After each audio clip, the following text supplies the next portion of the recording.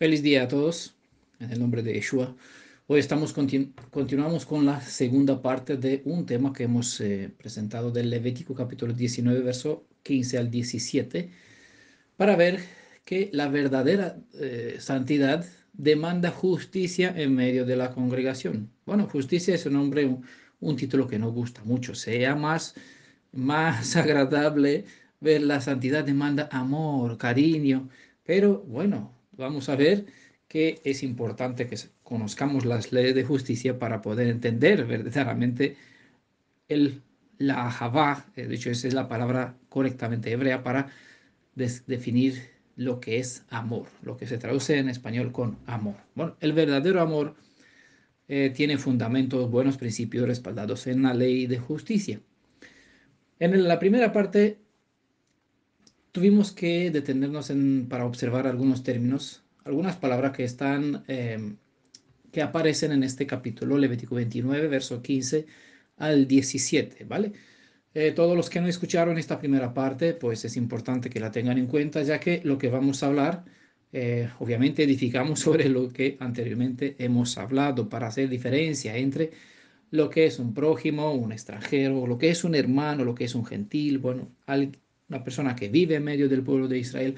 Hay varios términos que se usan en la cultura, en las escrituras hebreas, que separan un empleado de un gentil, de un amigo, de un vecino. Bueno, por esto es importante que conozcamos, ya que muchas veces todas esas palabras se traducen con prójimo, pero no todos los prójimos son iguales, ¿no? Bueno, leemos. Levítico capítulo 19, verso 15 al 17, le voy a leer esta vez de la edición Corona de Jerusalén. Siendo juez, dice, no hagas injusticia ni por favor del pobre, ni por respeto al grande, con justicia juzgarás a tu prójimo. ¿Vale? Verso 16, no andes difamando entre los tuyos, no demandes contra la vida de tu prójimo, yo Adonai. Verso 17, no odies en tu corazón a tu hermano, pero corrige a tu prójimo para que no te cargues con pecado por su causa. Y el verso 18 dice, no te vengarás, ni guardarás rencor contra los hijos de tu pueblo. Amarás a tu prójimo como a ti mismo, yo Adonai. Como vimos en la primera parte, hay dos palabras que en hebreo tiene un sentido diferente. Hay cuatro palabras que en esta cita se traduce con prójimo y una con hermano. De estas cuatro palabras, dos usan un término en hebreo y dos otro término, ¿vale?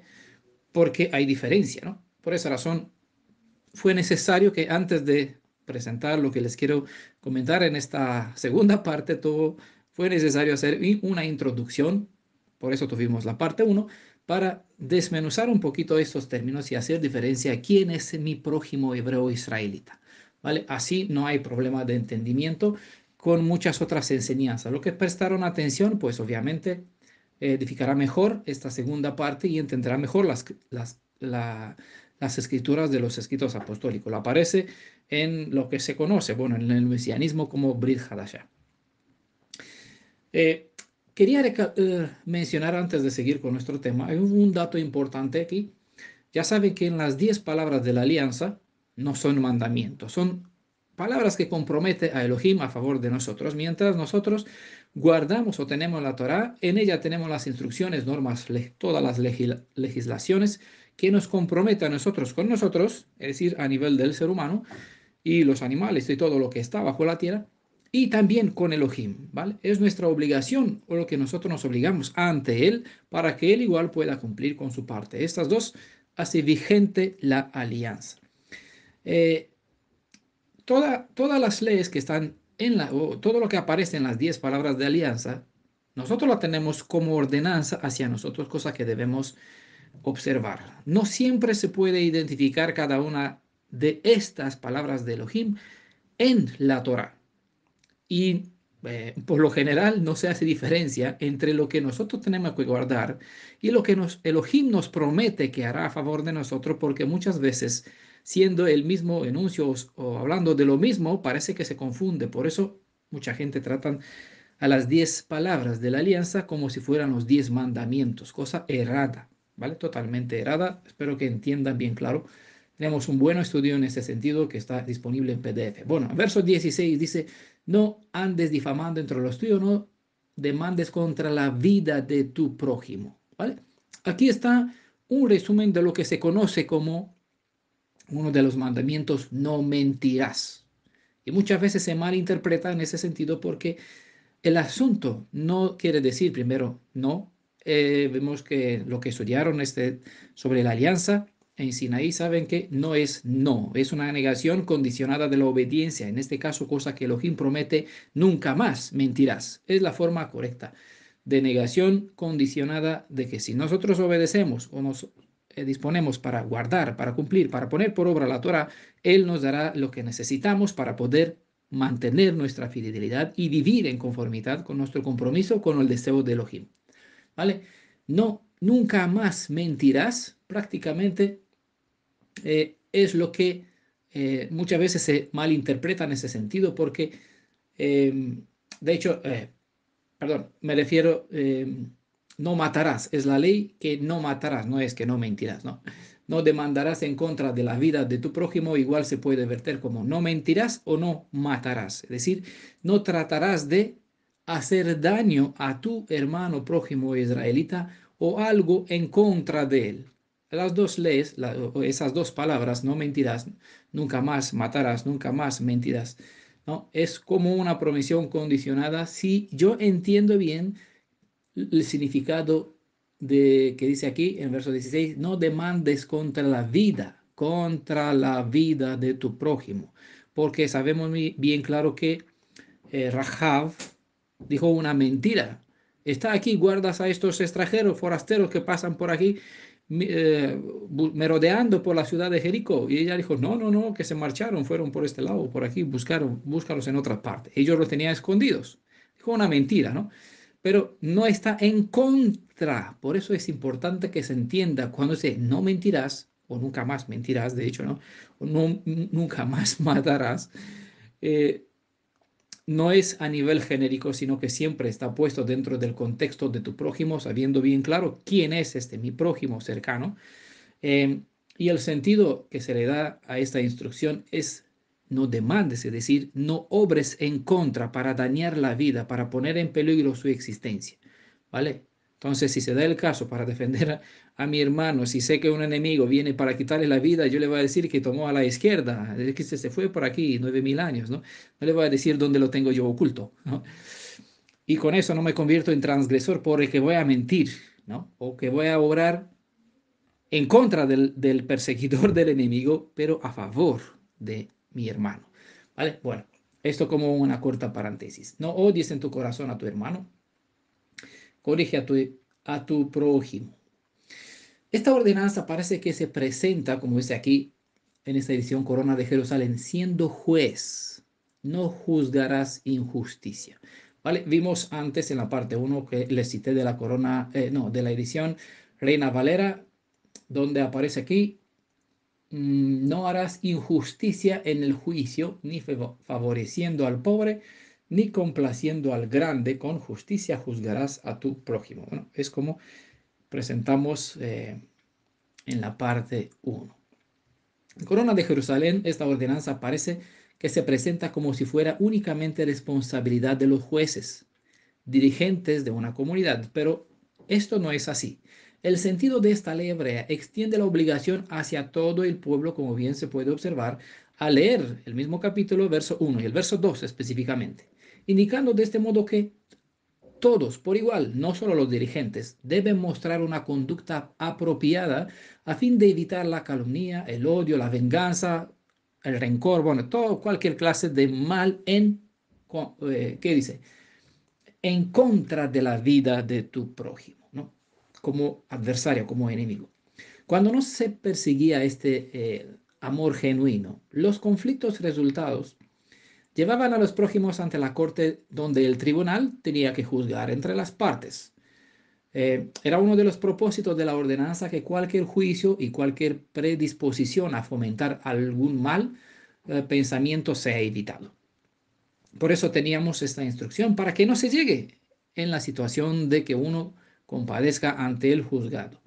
o que necesite de una tercera persona como intermediario en ese sentido. Un juez en este caso es una persona que ocupa una posición de intermedia entre dos partes a fin de restauración, de lograr restaurar el bienestar entre las partes y así eh, un caso dado, ¿no? O un veredicto a cada uno sea correspondiente a la situación de cada persona, ¿no? De cada uno cada uno de los dos que están en conflicto. Quizás uno tiene razón, quizás los dos tienen razón.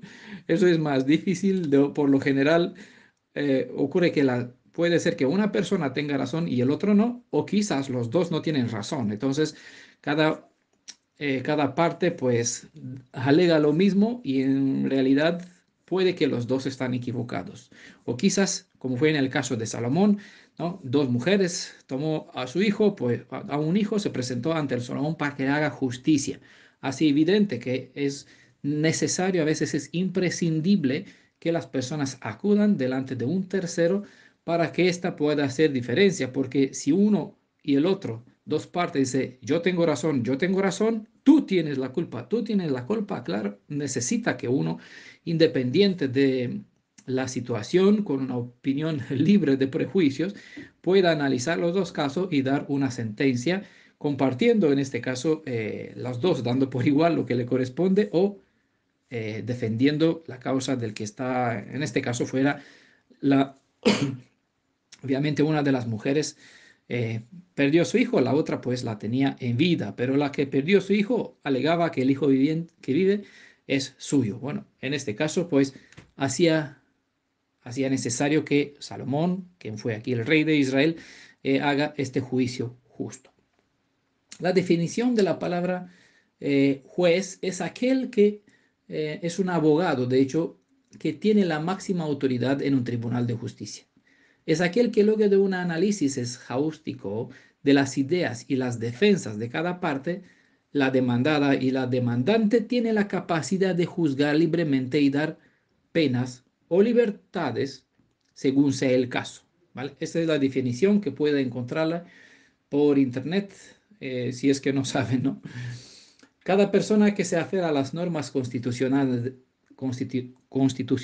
de la nación hebreo-israelita puede adquirir la facultad de discernimiento para poder hacer un juicio justo en todos los casos que se dan en la vida.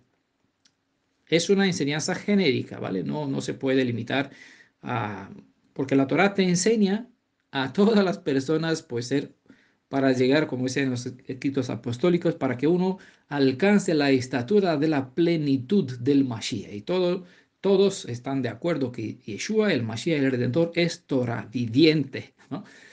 Por ende, ¿cómo entendemos la letra? Pues igual lo vemos en Yeshua, para que uno esté a nivel de la plenitud del Mashiach como nuestro Padre, como nuestro hermano también.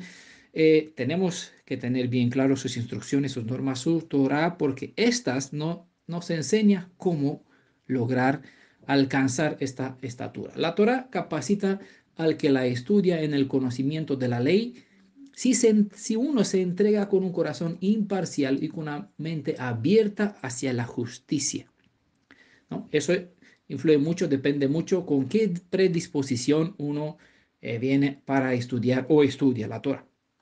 Si es que la estudia, porque la mayoría se ponen por aquí leyendo, comentan algunas cositas y dice, bueno, estudiamos la Torah. Bueno, estudiar la Torah no es una cosa fácil y por lo general muchos que sé que estudian la Torah, de hecho, hacen lectura genérica de las leyes, nunca indagan, nunca profundizan, nunca tratan de separar el bien y el mal, dando ejemplos de una forma coherente y contundente para el que escucha, entienda y que pueda vivir, ¿vale? Bueno, sabemos en Ezequiel 20, creo que se enseña bien claro que el instructor o el que se dedica a enseñar la Torah debe enseñar debe ser capacitado para enseñar al pueblo a hacer diferencia entre bien y el mal. Y eso no es una cosa, una tarea fácil.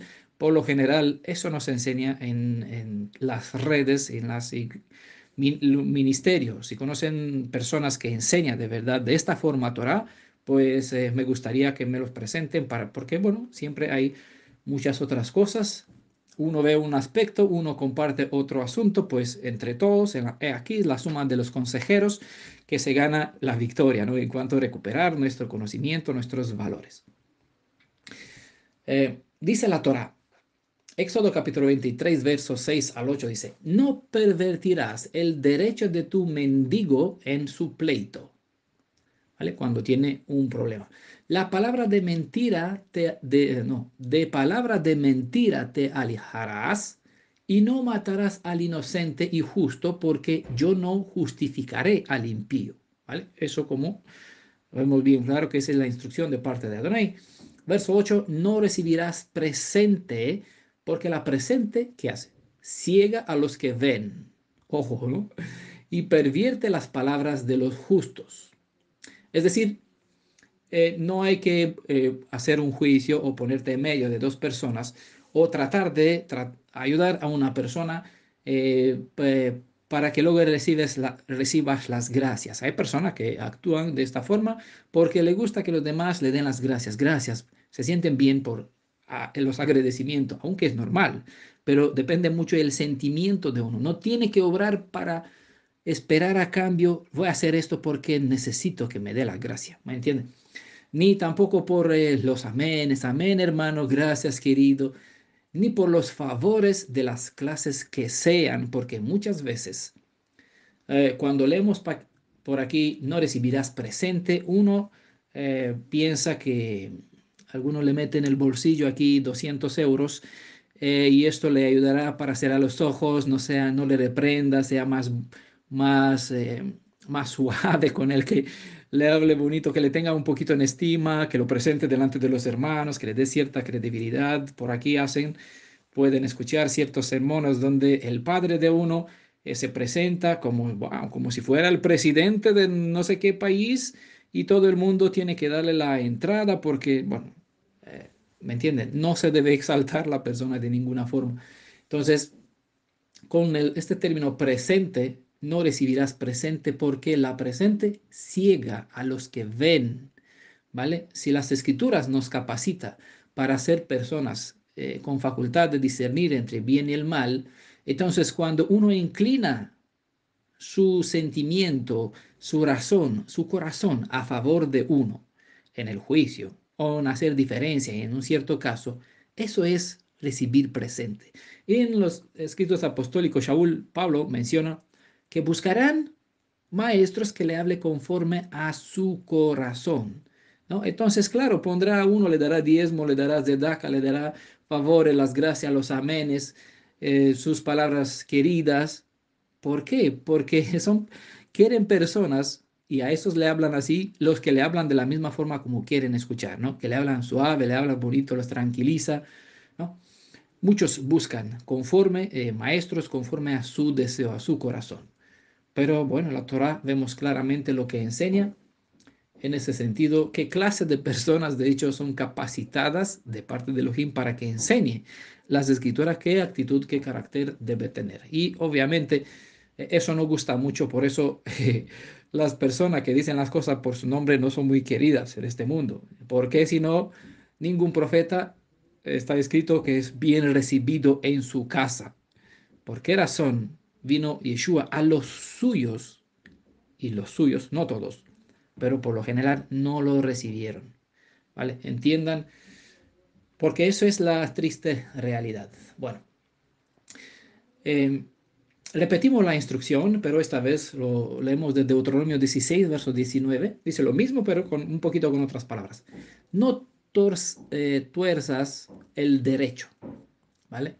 En Éxodo 23, verso 6 dice, no pervertirás el derecho de tu mendigo en su pleito. Y aquí en Deuteronomio 16, 19 dice, no hagas excepción de personas, acepción de personas. Y se repite el verso 8, no tomes soborno. Hablan aquí en lugar de presente, porque el soborno, ¿qué hace?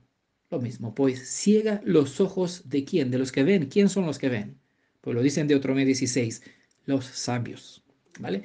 Y pervierte las palabras de los justos. ¿Ah? Inclina a uno el corazón, lo hace hablar conforme se desea. Y eso sería lo peor de parte de una persona que sirve a Elohim, porque Elohim nos saca, llamó a sus servidores de Babilonia y les insta, purificaos, ¿quién? Sal de medio de ellos para que no seas, ¿vale? ¿Con qué propósito me quiere apartar Elohim? Para que puedas llevar los vasos sagrados, ¿no? Dice, sal de medio de ellos, no toques nada impuro, ¿vale? Ustedes, los que lleváis los vasos sagrados, no tienen que, pues claro, no pueden usar una doble medida con la persona que te da un presente. Gracias, amén, querido hermano. Te habla bonito y suave, pues tú le das atención y al otro pues le hablas de guerra, ¿no? No, tiene que ser igual. Sí, sí, cuando hace falta, no, no, cuando hace falta. Pervierte las palabras de lo justo. Levítico 19, verso 15 al 18. Bueno, volveré a leer la cita. No tuerce la justicia, esta es la cita de Elena Valera, en asuntos legales al favorecer al pobre ni al ser parcial con el rico y poderoso. Siempre juzga con imparcialidad. ¿A quién? A las personas. En hebreo está la palabra amit. La hemos visto en la parte anterior. Lo volveré a repetir para que recuerden, se refresquen la memoria con el significado de esto. Verso 16, no disemines chismes difamatorias entre tu pueblo, ¿vale? Lo voy a leer, le voy a leer por algo, porque nunca se da la casualidad que algunos temas se presentan porque sí, ¿vale? No disemines chismes difamatorios entre tu pueblo. No te quedes con los brazos cruzados cuando la vida de tu prójimo, y aquí está la palabra rea, la hemos visto en la parte anterior, volveré a comentar sobre ella un poquito hoy. Corre, cuando la vida de tu prójimo corre peligro, no te quedes con los brazos cruzados. Y muchas veces dice, pues yo no veo que mi hermano está a peligro de muerte. Sí, pero veo cuando va a escuchar a no sé qué Roej, a no sé qué Morej, y le da credibilidad a bobadas, mentiras, inventos de nombres ajenos, blasfemos incluso, y le enseña cosas de libertinaje, de gracia barata, que de hecho lo mismo que está en el cristianismo, y confusión en cuanto a la deidad. Eso es igual ver a tu hermano y que va directamente hacia la muerte porque fallará el blanco, porque invoca nombres ajenos, cuando tú sabes que únicamente hay un nombre que puedes invocar para ser salvo. No hay dos, hay solo uno. ¿Vale? Y cuando lo ves, te quedes con los brazos cruzados. Eso te hace transgresor de la Torah. ¿Vale? No te quedes con los brazos cruzados cuando la vida de tu prójimo, Rea, corre peligro. Yo soy Adonai, ¿no? No fomentes odio en tu corazón. Eso es la parte que yo quería de esta cita presentarla. Bueno, sobre eso vamos a hablar un poquito más. Contra ninguno de tus parientes, y aquí está la palabra aj, de aquí hermano, aclara los asuntos con la gente. Otra vez se repite la palabra amit en forma directa. Aclara los asuntos con la gente, dice esa traducción, en forma directa a fin de que no seas culpable de su pecado. Volveré a leerlo para que le entienda bien. Aclara los asuntos con la gente en forma directa. No hay que dar vuelta, no hay que insinuar. A fin, ¿por qué? ¿Con qué propósito? A fin de que no seas culpable de su pecado. Pero a ver, ¿qué tengo yo que ver con la transgresión de otro? Vale, vamos a ver por qué estamos contaminados y quizás con esta ocasión puede entender o en la luz de esta cita por qué el Navi, el profeta Daniel dijo, nos corresponde que que recibamos la vergüenza, ¿vale? Por los pecados que hicieron nuestros padres.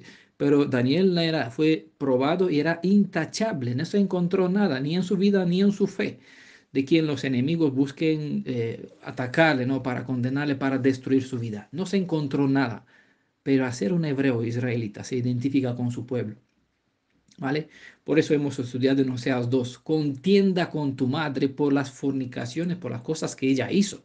Bueno, nosotros no hicimos nada en ese sentido. Nuestros padres sí, y a causa de lo que ellos hicieron, Nosotros estamos donde estamos y obviamente por inconsciencia de los hechos hemos adorado deidades ajenas. Y Elohim nos llama ahora volver a nuestras raíces, contender con nuestro Padre, reclamar y buscar, indagar qué sucedió. ¿Vale? Por eso somos hijos de nuestro Padre, sufrimos la culpabilidad de sus hechos. ¿Vale? Aclara los asuntos con la gente en forma directa a fin de que no seas culpable de su pecado. Vamos a hablar sobre esto. Verso 18, no busques vengarte ni guardes rencor contra los hermanos israelitas, sino ama a tu prójimo, orea. Contra mi vecino, contra mi chileno, contra mi argentino e español. Por favor, lean bien las escrituras, entiendan los términos, que por eso hemos dedicado la primera parte, para que nadie nunca jamás confunda lo que las escrituras enseñan y que de aquí tome un concepto y le aplique a quien sea. No, las escrituras, la Torah es concreta, sencilla y directa, como dice aquí. Aclara los asuntos con la gente en forma directa. Te dice sí, sí y no, no. Uno que quiere malinterpretarla porque no quiere entender sus referencias, pues la aplicará al mendigo que encuentras aquí en España, por ejemplo, en la puerta del Mercadona, de un supermercado. ¿Vale? No tengo obligaciones hacia él, porque la Torah no me da obligaciones hacia él. ¿Vale? Hay un orden de hacer las cosas. No puedo sacar este orden de aquí y usarlo en el contexto que a mí me da la gana. ¿Vale? Como se hace dentro del cristianismo y algunos mesiánicos, incluso algunos rabinos lo enseñan de esta forma. ¿Vale? Lastimosamente.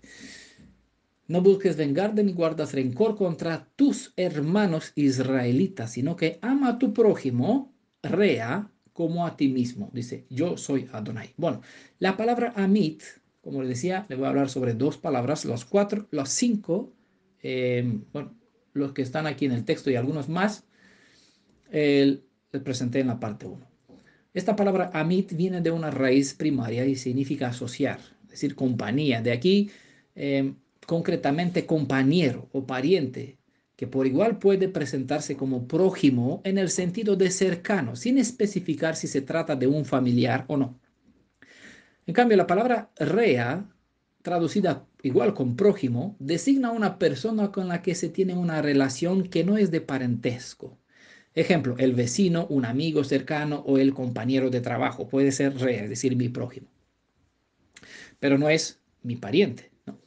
El prójimo, contrariamente al hermano con el que está uno ligado por la relación natural, no pertenece a la casa paterna. El prójimo, a diferencia del hermano, no pertenece a la casa paterna. En el contexto citado, se da a entender que a este prójimo había que buscarlo únicamente dentro del pueblo hebreo. ¿Vale? Lo vimos en las partes, esta ley, Levítico 19, este es el contexto y otra cita que hemos citado. ¿Vale? Para entenderlo mejor, ¿quién es el prójimo hermano? Leemos Deuteronomios verso 3, capítulo 13, verso 7, donde bueno, hay un contexto más largo, dice, referente a tu hermano. ¿Quién es tu hermano? Pues el hijo de tu madre, o tu hijo, o tu hija, o la mujer que amas, o tu amigo entrañable. ¿Vale? Ese es mi prójimo desde la perspectiva hebrea. Bueno, los que escucharon la parte 1 entienden mucho mejor y no puede sacar ese término para aplicarla al gentil que sea, a un goim que sea de entre las naciones, porque no se usa en ese sentido. Hay términos específicos para cada caso. Muchas veces se repite el gentil que mora en medio de ti o en tu pueblo. Para ellos hay leyes también y hay gentiles que al aferrarse a la casa de Israel, al pueblo de Israel, a las leyes de Israel, recibe derecho como uno nacido en casa. Este término prójimo no se puede extender sobre el gentil que no se convirtió a la fe hebrea ni vive en medio del pueblo hebreo, sino solo para aquellos que son parientes hebreos o gentiles que moran dentro o en medio de la comunidad hebrea. ¿Vale?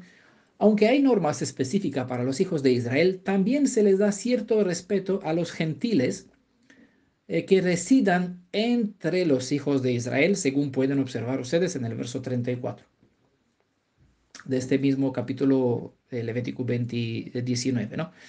Y esto igual como enseñanzas a fin de no olvidar que por igual un tiempo antes los hebreos vivieron también como gentiles en medio de otras naciones, como se nos recuerda en Deuteronomio 10, verso 19. Claro que desde esta perspectiva habla de nuestros padres que ya volvieron de la cautividad en la tierra de Israel. Pero nosotros estamos en la condición de nuestros padres y nosotros vamos a volver a casa. Por ende, las leyes no es que pasaron, ¿no? Simplemente repasamos historias, estamos en la condición de nuestros padres antes de salir de la cautividad, volveremos a nuestra casa y seguramente habrán extranjeros. Si nosotros entendemos bien los principios de ahora, vamos a saber hacer uso de ello o a vivir en la luz de esos principios en la tierra prometida a los redimidos, ¿vale?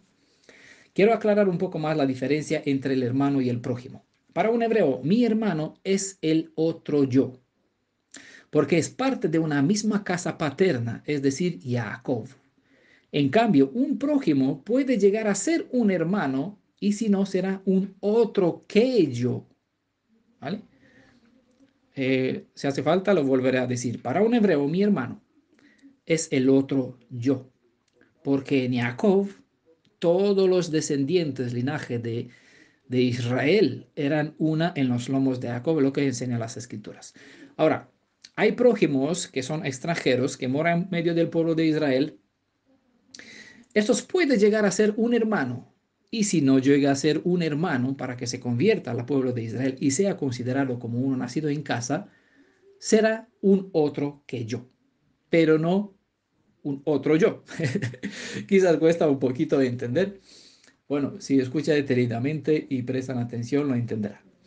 Para que entienda mejor la diferencia entre yo y un otro yo, o cómo hace que un gentil prójimo se convierta en otro yo, mejor presten atención a las indicaciones que Elohim nos enseñó respecto al prójimo, siguiendo el estudio sobre las leyes de la redención. Aquí bien se enseña, hay privilegio, leyes específicamente para una persona que es un gentil, que al aferrarse a la fe hebrea, pues tiene el mismo derecho que uno nacido en casa, creyente en Yeshua, recibe la misma bendición. Una misma Torah para uno y para el otro, que en este caso, siendo gentil, se aferra al pueblo y a la fe hebrea. Respecto a estas leyes citadas en la Torah, precisamente sobre el verso 18 de Levítico capítulo 19, y aún más concreto, la segunda parte citada en el verso 18, se escribió en el libro de Mateo. Y dice así, capítulo 18, verso 20 al 21, igual Mateo, ¿no? Pedro se acercó entonces y le dijo, Adón, ¿cuántas veces tengo que perdonar las ofensas que me haga mi hermano? ¿Hasta 7 veces? No, estaba bien, ¿no? Hasta 7 veces. Eh, Dícele Yeshua, verso 21, no te digo hasta 7 veces, sino hasta 70 veces 7. Lo que quiso decir es que cuando alguien necesita el perdón y lo pide con sinceridad, nunca debe serle negado.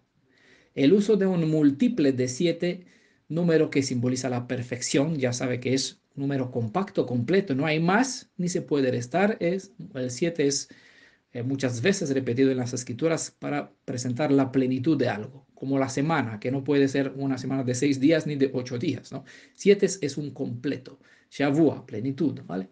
Esta de aquí viene la idea de semana, de donde también Shabbat. Eh, Esa es una manera de decir que para el perdón no debe haber límite computable. No tengo que contar 70 veces 7, bueno, 490, que me dé, que haga. Ah, vale, no. Sino la idea es que no tengo que tener un límite computable. La afirmación pone en evidencia que hay que alejarse a toda costa de la sed de venganza, como se presenta en Génesis 4:24, hablando de que si Caín fue vengado 7 veces, pues Lamej 7 veces más, ¿no? 70 veces, bueno, está aquí la referencia. Génesis capítulo 4, verso 24. Es probable, ¿vale? No sabemos exactamente. Que Pedro pensó en la obra expiatoria donde el sacerdote rociaba 7 veces la sangre demandada para el perdón o para la purificación, según se menciona en Levítico capítulo 14, verso 7, también en capítulo 16, verso 14, verso 19, ¿vale? Quizás pensaba en eso, pensando que esa es la obra que se está haciendo, sabiendo que Yeshua es el Cordero, entendiendo sobre el propósito de la sangre, entendió algo sobre lo que Yeshua vino a hacer, y entonces, porque entendió un poquito de lo que Elohim quiere hacer en cuanto a la redención, bueno, dice, voy a acercarme más a Elohim en ese sentido, y lo diré 7 veces, ¿ya? Esto es mucho mejor que el concepto rabínico, ¿vale? El concepto o la enseñanza rabínica de aquel entonces, era que uno debía perdonar a su prójimo 3 veces. Por eso, a decir Pedro, 7 veces está bien, es la plenitud, es mucho mejor que 3, ¿vale? No es 3 más 3 más 1 para que complete, ¿no? Sino 7 es un superior, ya que escuchó a Yeshua diciendo que si vuestra santidad no supera a los de los fariseos, ¿no? Es decir, lo puso al colmo, dándole a ellos como un ejemplo supremo. Dice, sobre eso ustedes tienen que ser más. Entonces, si ellos enseñan hasta 3, pues hasta 7, que es el número de la perfección, debe ser ya eso colmo. Voy a conquistar, ¿no? En este caso, a Yeshua. Lastimosamente para él, creo que quedó un poquito sorprendido, porque Yeshua sí aplicó en este contexto el principio que está en la Torah, eh, que dice aquí, no tomes soborno, no recibas presentes, porque esto sí era un presente, de 3 pasar a 7 era un presente que ciega los ojos a los sabios, es decir, te dará inclinación, dirá, oh Pedro, pero qué bonito, qué bien, oh tú pienses tanto, eres mejor que los fariseos, aquí te superaste a ti mismo. Bueno, la enseñanza rabínica, había 2 rabinos de aquel tiempo que enseñaba, el que le pide perdón a su prójimo no debe repetirlo 3 veces más, ¿no? Si uno comete, decía otro rabino, si uno comete una ofensa una vez, se le perdona. Si comete una ofensa segunda vez, se le perdona. Si comete una ofensa una tercera vez, se le perdona. Pero si la cuarta vez, ya no se le perdona. La prueba bíblica, que no era una idea tan descabellada esa, porque siempre el mal que está usando, pues cita las escrituras, ¿verdad? Pues ellos también, para este concepto, había un fundamento. La prueba bíblica de que eso era lo correcto se tomaba de Amós, bueno, en sus ojos, correcto. En los primeros capítulos de Amós hay una serie de condenaciones de las diferentes naciones por 3 transgresiones y por 4. Amós 1, verso 3, verso 6, verso 9, verso 11, verso 13 menciona, y también en Amós capítulo 2, no, perdón, Amós capítulo 1, verso 3, sí.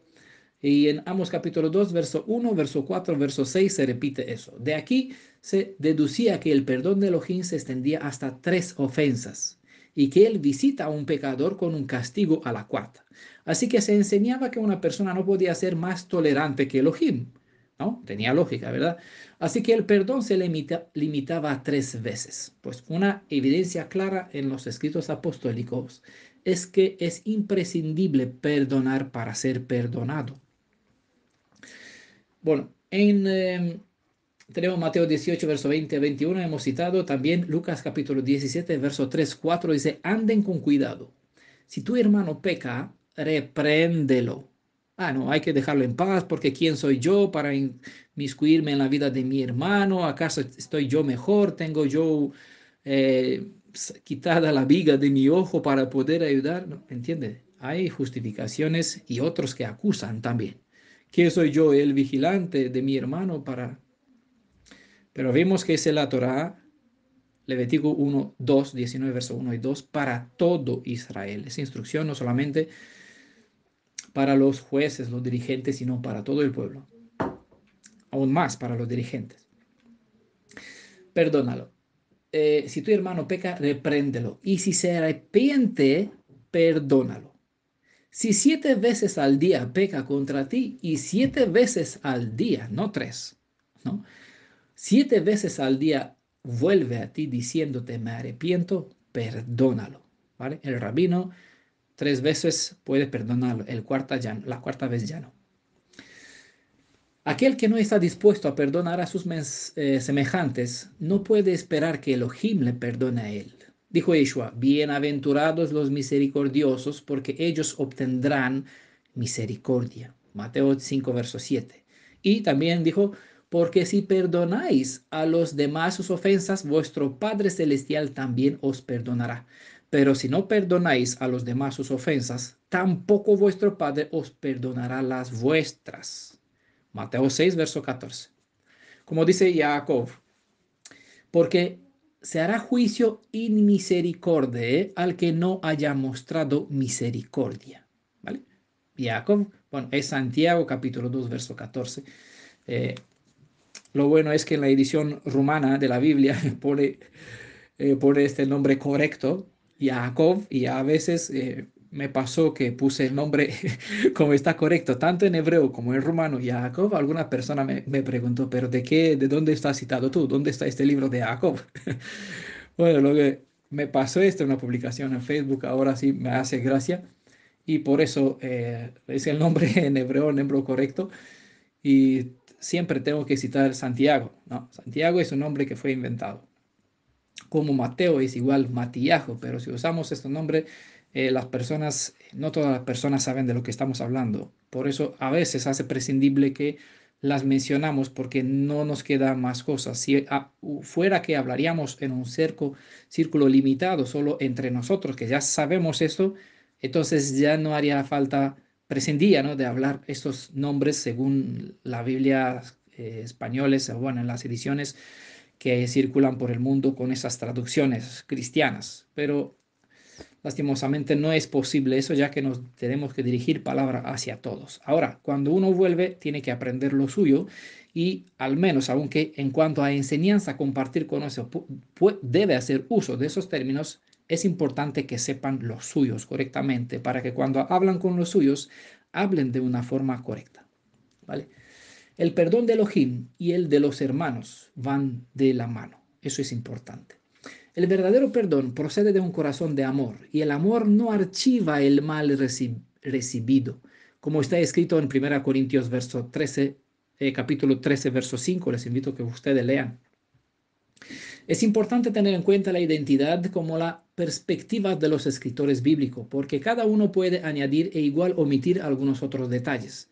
Mateo fue un hebreo, por eso compartió desde la perspectiva de la ley, ¿vale? En cambio, Lucas fue era un gentil, un griego converso a la fe hebrea, y del mismo modo es Marcos, no Marcos, por eso Lucas, Marcus, los que escucharon la presentación sobre Oseas, parte 2, capítulo 2, parte 2, ya saben por qué los nombres griegos tienen esta terminación en S. Marcus, Lucas, Tomás, incluso se dieron.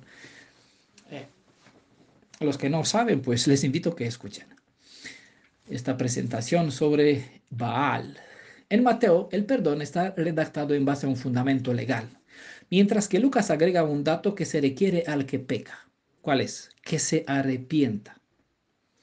Esta ley que hemos leído en Levítico 19, verso 15 al 18, se cita en Mateo 22, verso 39, Mateo 5, verso 43, Marcos capítulo 12, verso 31 y 33, en Lucas capítulo 10, verso 27, Romanos capítulo 13, verso 8 al 9, Gálatas capítulo 5, verso 14, Santiago capítulo 2, verso 8, donde se encuentra resumida en la expresión ama a tu prójimo como a ti mismo.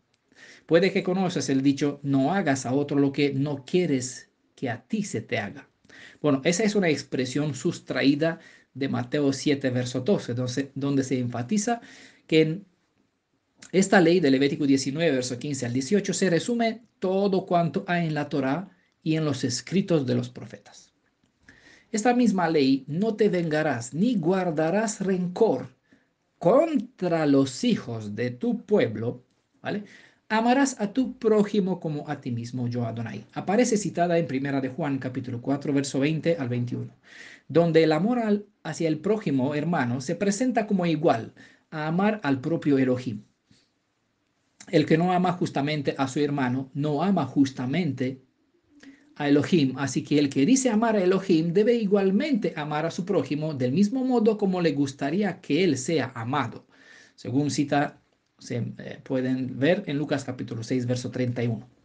El caso es que no se sabe qué es o cómo actúa el verdadero amor, la verdadera Javá. Y por eso hace imprescindible que estudiemos las leyes de justicia que hay en la Torah. Ellas nos enseñan cómo actúa el auténtico amor. El auténtico amor se valora en virtud de las leyes de la Torá. Mucho ojo a los dichos intérpretes de los escritos bíblicos que mal presentan la parábola del samaritano, que está en Lucas capítulo 10, verso 30, tratando de decir que el sentido hebreo de la palabra prójimo aplica al gentil quien sea. Tengan en cuenta que el samaritano solo es dado como ejemplo de buena conducta, una actitud que tenía que mostrarla hacia su prójimo hebreo los del mismo pueblo hebreo, cosa que no hacían. Un buen samaritano sigue siendo ajeno al pueblo de Israel, hasta el momento que decide ser un hebreo israelita. Y si esto decide, ya no es más samaritano, sino que tendrá que ser considerado con la misma consideración que se le da al que es nacido en la casa de Israel.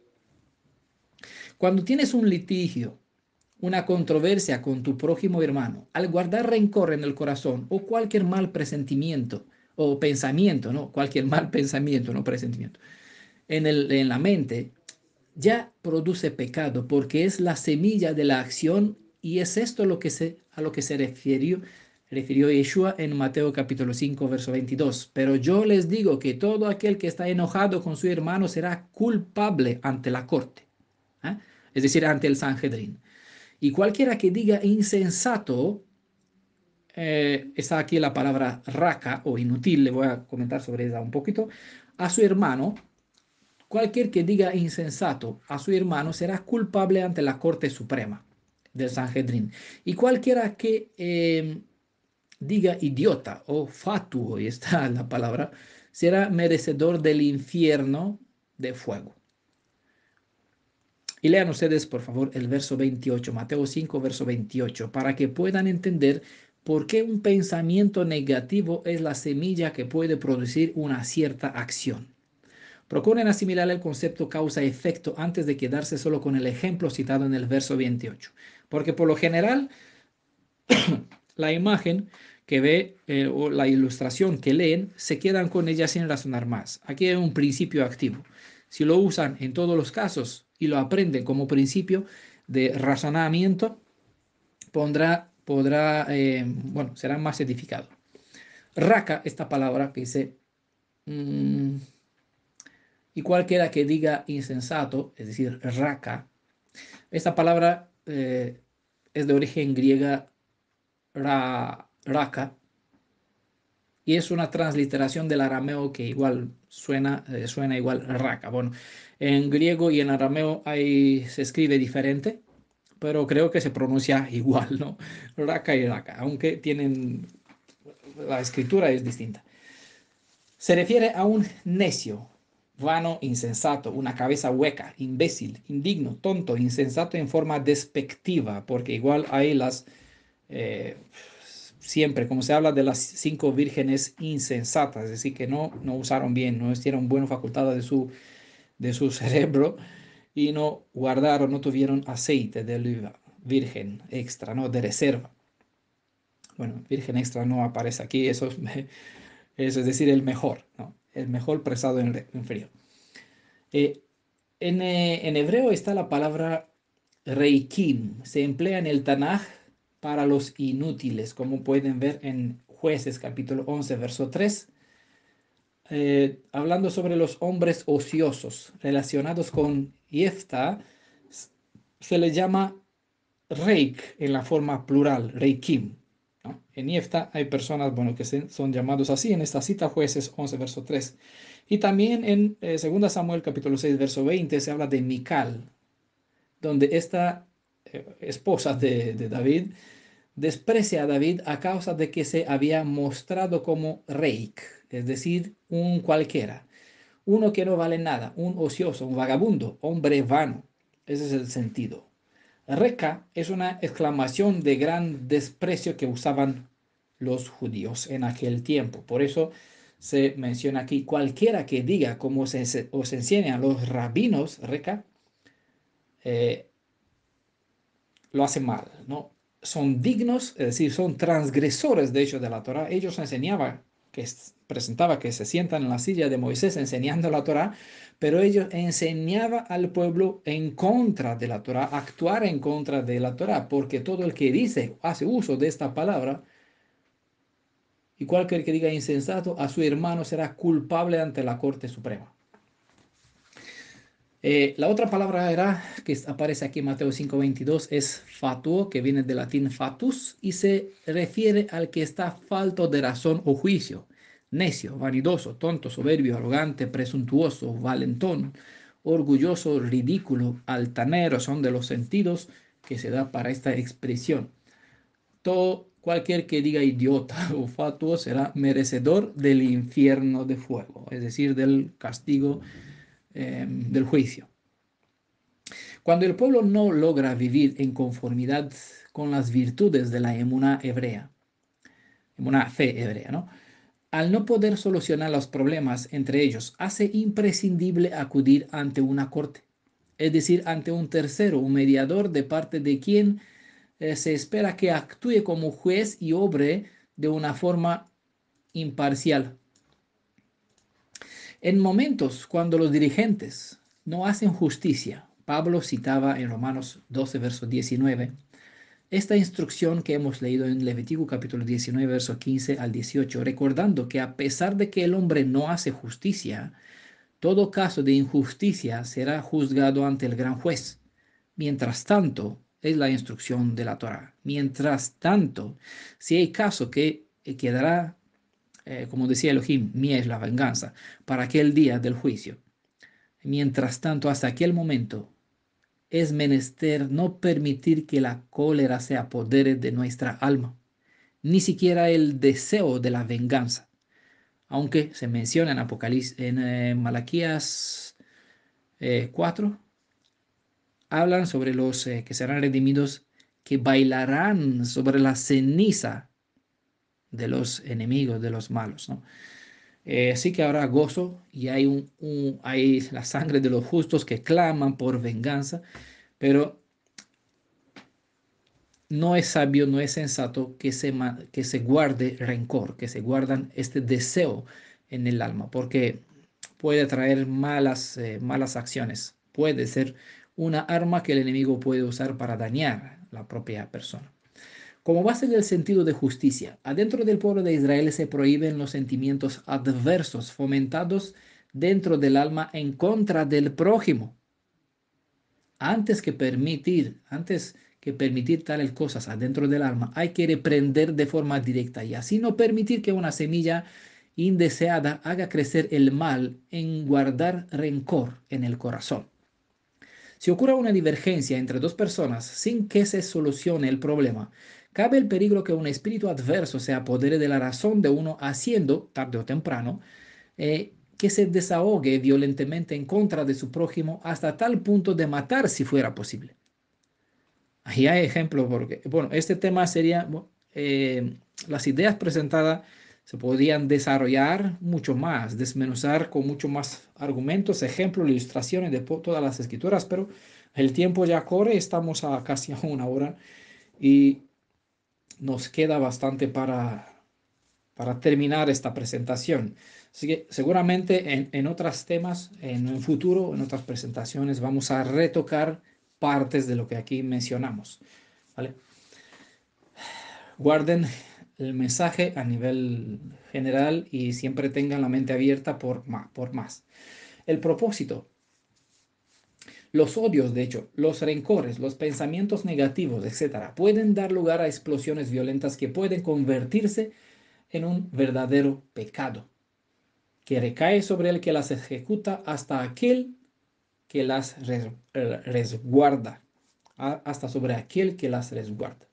El propósito de la corrección viene como ayuda para que uno no se cargue con los pecados de un tercero. Por esa razón, debido al peso de la condena que puede caer sobre una cierta alma, uno que juzga debe juzgar con justicia sin mirar a una parte en favor de la otra. Levítico 19:17, ciertamente amonestarás a tu prójimo y no consentirás sobre su pecado.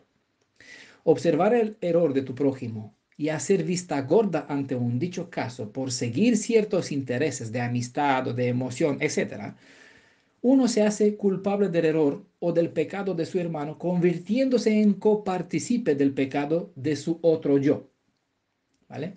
El que comete una falta y el que guarda silencio ante el fallo de su hermano se hace igual culpables ante Elohim por no buscar la justicia y la santidad en medio de su pueblo, ya que muchas veces se menciona en el Tanaj, quita de medio del pueblo esto porque mancha la santidad. El pueblo es destruido a causa de algo.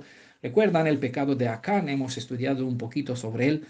Cayó el pueblo ante la ciudad, encima una ciudad de ahí, vencieron una fortaleza ante una ciudad pequeña por un pecado oculto, murieron un montón del pueblo. Y quedó como la valle de Acán, lo vimos en el libro de Oseas, capítulo 12, en esta presentación, en parte 3, si no me equivoco. Bueno, vuelvan a estudiar porque así se enteran de muchas verdades y todas se conectan entre sí.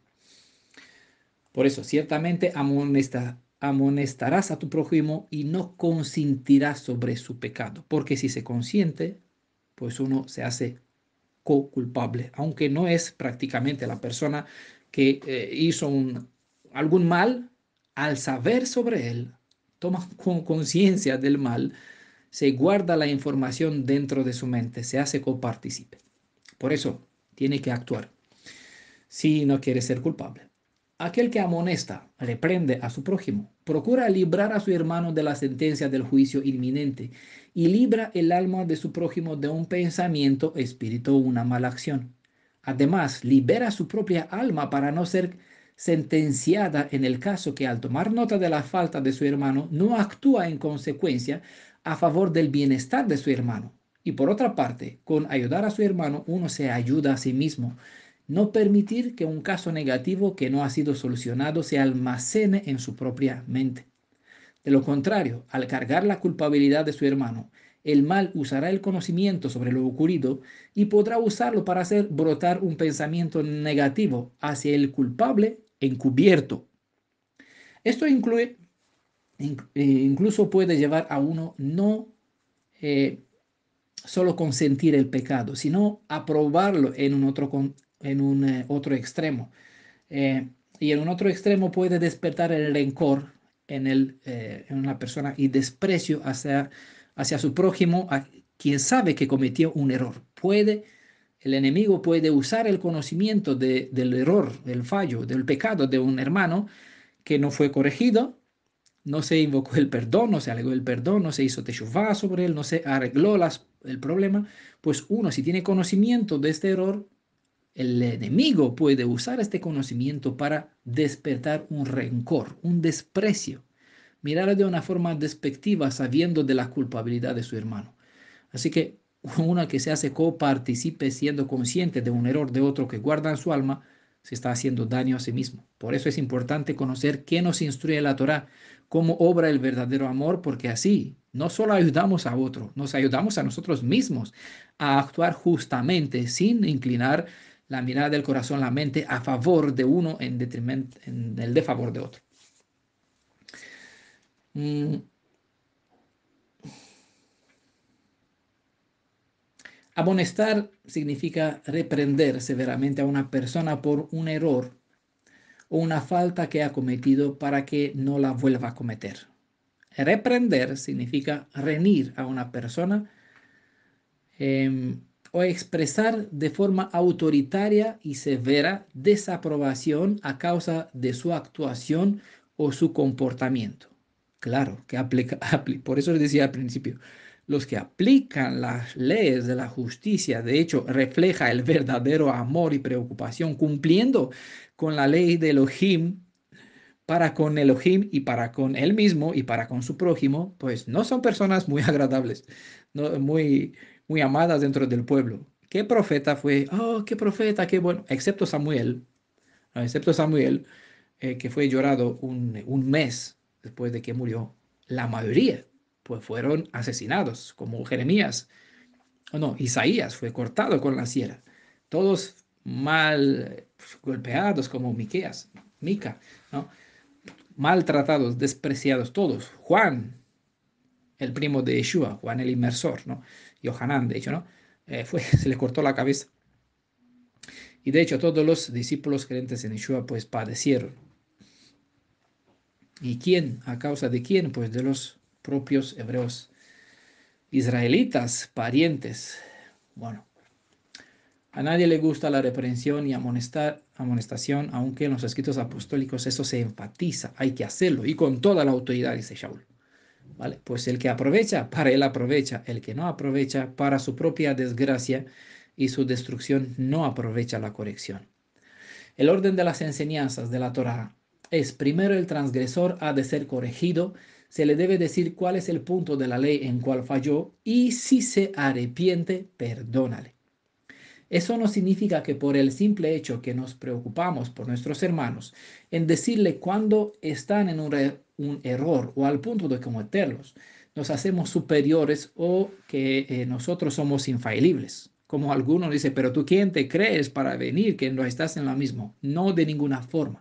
Todos tenemos debilidades, subidas y bajadas, pero tenemos un mandamiento, bueno, tenemos muchos, ¿no? Que nos reclama velar uno sobre el otro. Y si decimos que tenemos amor por nuestro prójimo, pues nuestro hermano israelita, debemos velar sobre los nuestros y actuar a favor de ellos, indicándole y esperando que de la misma forma como nosotros nos preocupamos por ellos, ellos se preocupen por nosotros y nos traten con el mismo cariño, con el mismo esfuerzo, con el mismo interés. Si cuando nos ve mal, pues que nos ayude, que nos eche por igual una mano como nosotros tenemos que hacer hacia ellos.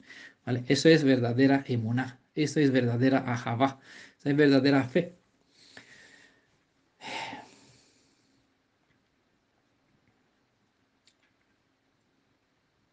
No por nada Adonai no dirijo sus instrucciones solo hacia los que fueron elegidos para ocuparse de los litigios en medio del pueblo, sino que dijo: habla a toda la congregación de los hijos de Israel. Dice en Levítico capítulo 1, verso 2. Bueno, habló a Moisés para que él hable, para que eso fue la cadena de mando que el pueblo eligió. Así aparece más o menos en Apocalipsis 1, verso 1. Hay un orden de hacer las cosas. Elohim nunca los salta. Algunos pretenden, que a mí me habla el Ruach. Sí, bueno sería que Elohim hable a todos y que use a todos, como dijo Moisés. Es mi deseo que todos sean profetas, ¿no? Que tengan una conexión directa con Elohim, pero el pueblo eligió una forma de que Elohim hable. Entonces Elohim es fiel al deseo del pueblo. Ahora, el pueblo quiere hacerlo de otra forma, pero no es posible. Tiene que aprender, comprometerse con lo que se comprometió al pie del monte Sinai.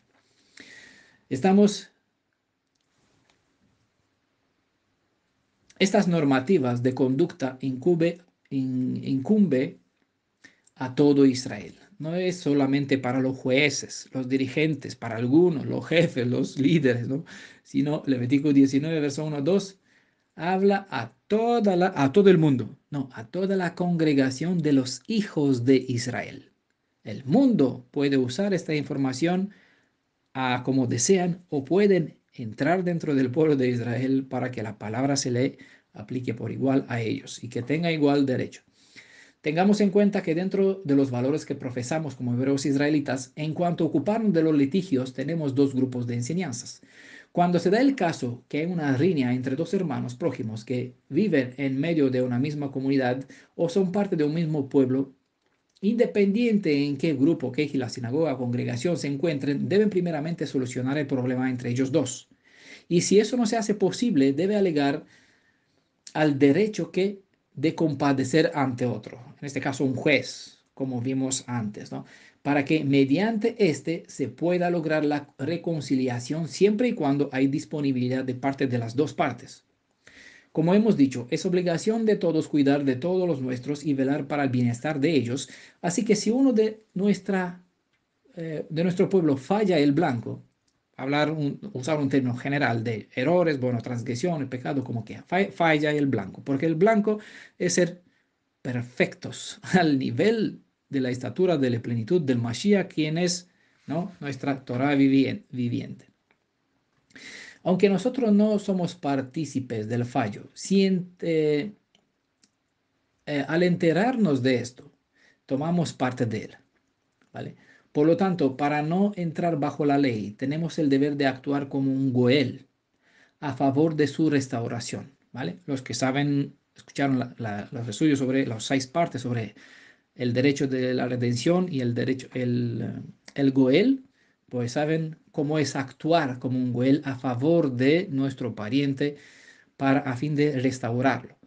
Se nos instruye en el procedimiento en Mateo 18, verso 14 a 16, dice, si tu hermano llega a pecar, vete y repréndele a solas con él, a solas tú con él. Si te escucha, habrás ganado a tu hermano. Si no te escucha, toma todavía contigo uno o dos, para que todo asunto quede zanjado por la palabra de dos o tres. Ese es nuestro caso cuando ves a un hermano, ¿vale?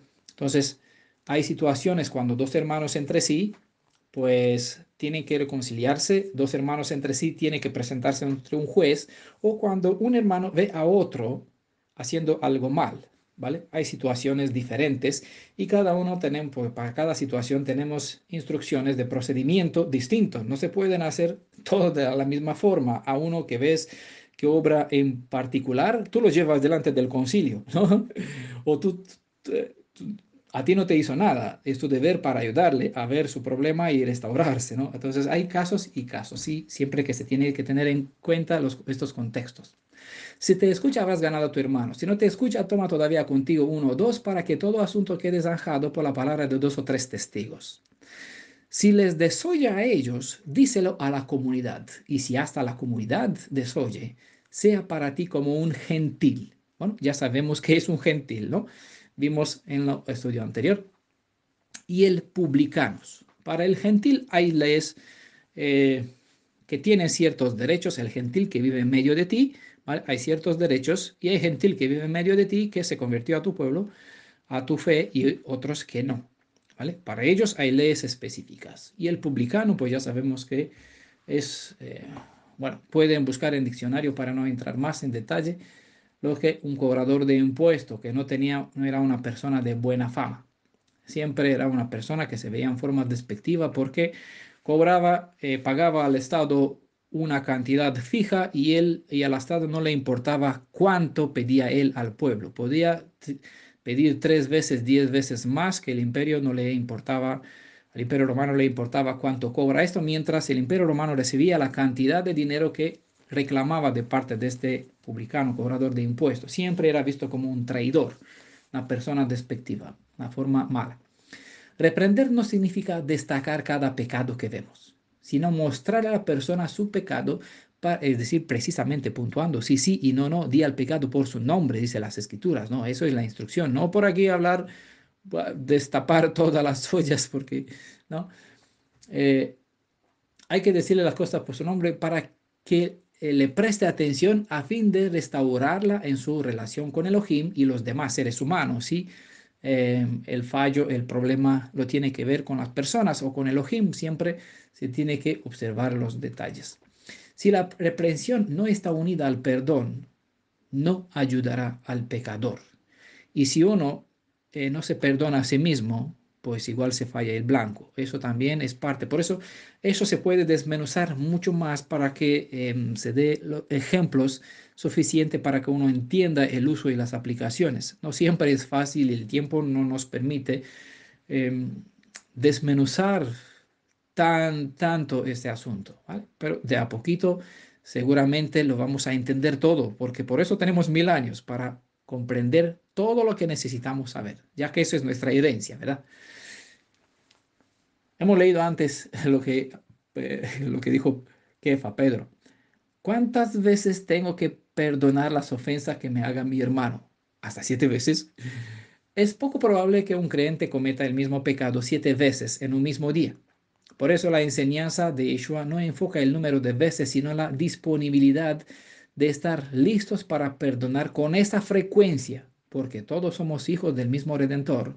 Y si Él nos perdonó por mucho más, también nosotros podemos y debemos perdonar. El perdón debe ser un hábito, no una batalla. Pero para entender mejor lo mucho que hace la corrección entre hermanos, ante cualquier caso escribí Jacob. Es Santiago, ¿no? Capítulo 5, versos 19 y 20 dice, si alguno de vosotros, hermanos míos, ¿vale? limita la enseñanza a un círculo, no es una enseñanza genérica. Jacob no se dirigió al mundo gentil. Si algunos de vosotros, hermanos míos, ya sabemos cómo uno es hermano o se convierte en hermano, por ende entra bajo las instrucciones de la Torá, los pactos, las alianzas, las enseñanzas, las bendiciones, aquí dentro.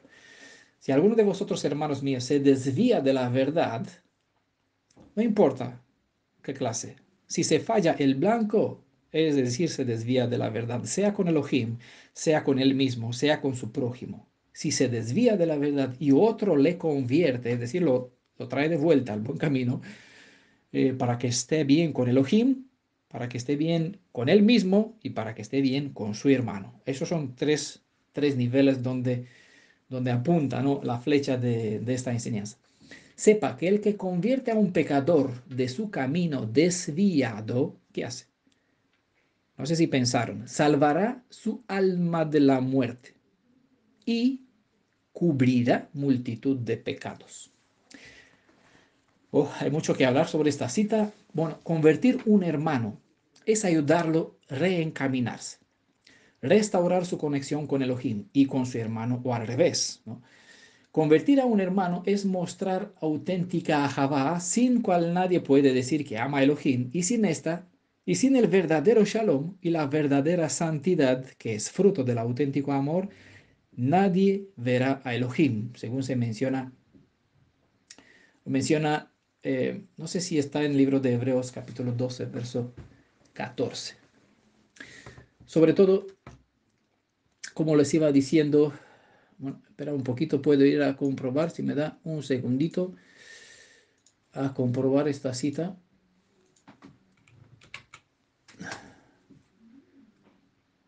Hebreos capítulo 12, seguridad y paz con todos y la santidad sin la cual nadie verá al Adón. Sí, esta es la cita correcta. Bueno, seguimos con nuestro estudio. No sabía si puse bien, pero sí.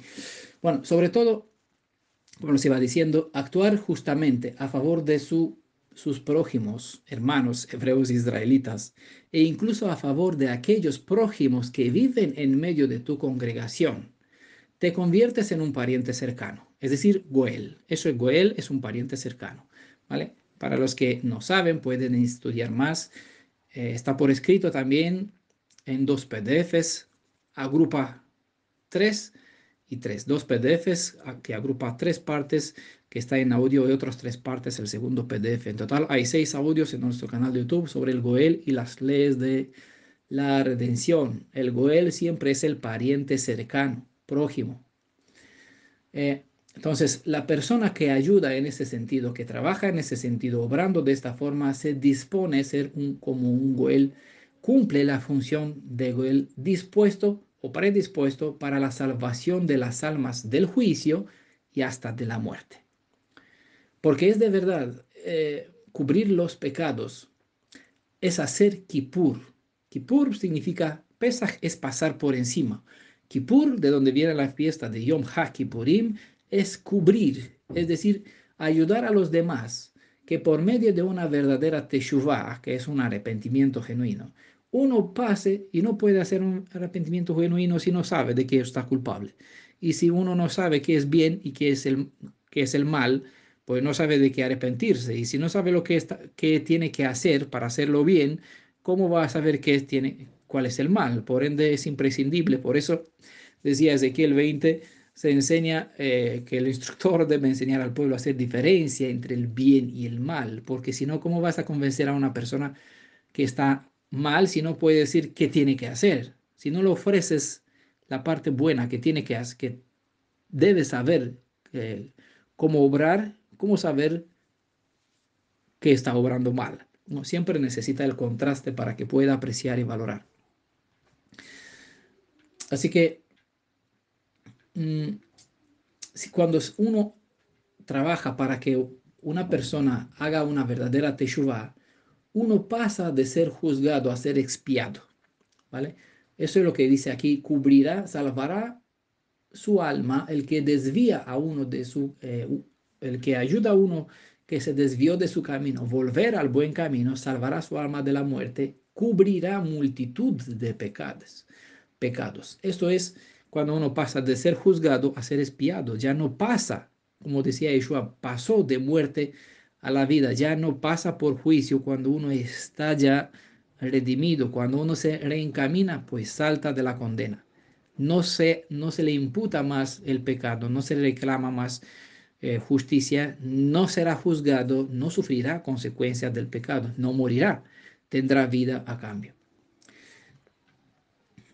Así, así pecados, faltas que en realidad son pecados, los pecados son faltas en contra de la Torá, quedan anulados. Pecado es transgresión de la Torá, ¿no? Y la paga del pecado es la muerte.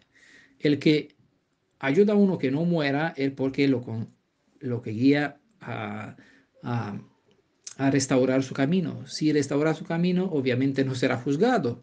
Y como decía Yeshua, ¿quién te condena? ¿No hay quien te condene? No, pues yo tampoco.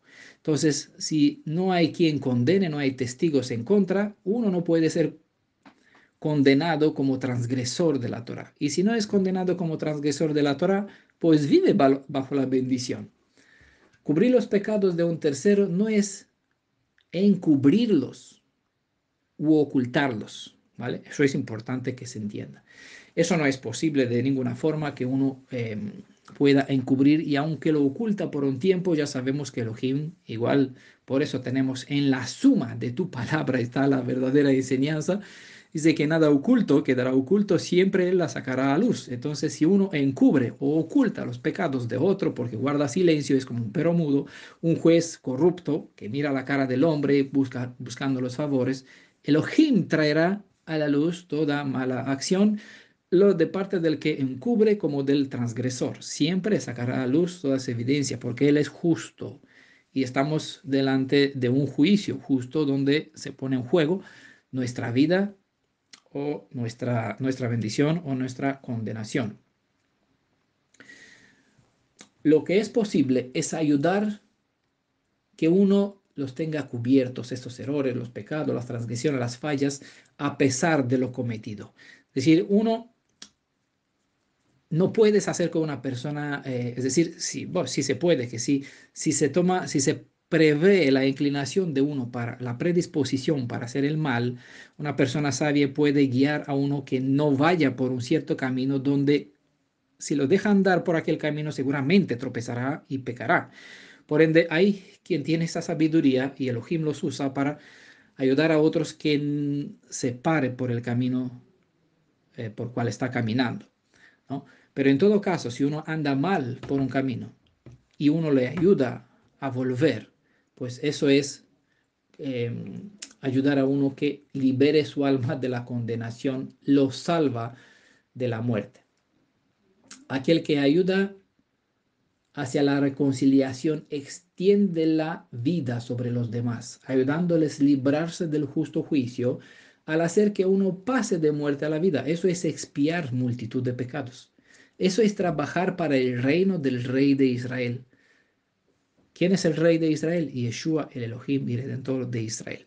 Entonces, cuando uno trabaja para Yeshua, quien es nuestro Goel, pues se convierte con razón en un eh, un coayudante, imita. Yeshua decía, trabaja porque veo a mi padre trabajar. ¿Qué vamos a hacer nosotros si Yeshua es nuestro padre? Vamos a trabajar como lo vemos a él trabajar. Si él es nuestro Goel, si nosotros nos convertimos en sus hijos, pues imitamos a nuestro padre, ayudando a nuestros hermanos a restaurarse del mismo modo como esperamos que ellos nos ayuden a nosotros, ¿vale? Restaurarnos. Espero que este tema ha sido de bendición para tu vida y que, bueno, que sea de provecho para tu crecimiento en cuanto a la Torá, y con la misma forma como algunos saben que yo actué hacia ellos, yo espero que como hermanos también obren para conmigo y que no se enoje conmigo cuando usaré el látigo, la vara de corrección, reprendiendo o tratando de corregir a algunos hermanos. Lo hago con toda la intención en virtud de estas leyes, ya lo saben. Ahora no pueden decir que actúo sin ley. Aquí tienen un buen respaldo. No lo uso para justificar mi actitud, ya que yo espero de todo corazón amonestar y reprender para mi bienestar, porque no me quiero cargar con la conciencia con alguna cosa de algún otro hermano, y también para ayudar, para reflejar la imagen y semejanza de mi Redentor, para ayudar a mis hermanos, ayudarme a mí mismo. Entonces, toda la obra que estamos haciendo es, como dicen Shaul, ¿no? El crecimiento y el desarrollo con cada parte. Si trabaja a favor de la otra, el cuerpo del Mashiach pues crece hasta la plenitud, ¿no? Que eso es reflejar la imagen y semejanza de nuestro Hacedor.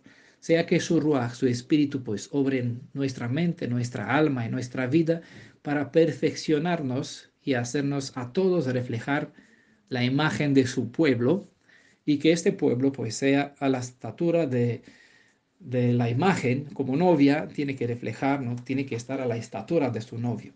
Así, el pueblo de Israel pues tiene que reflejar la imagen y semejanza del Elohim de Israel.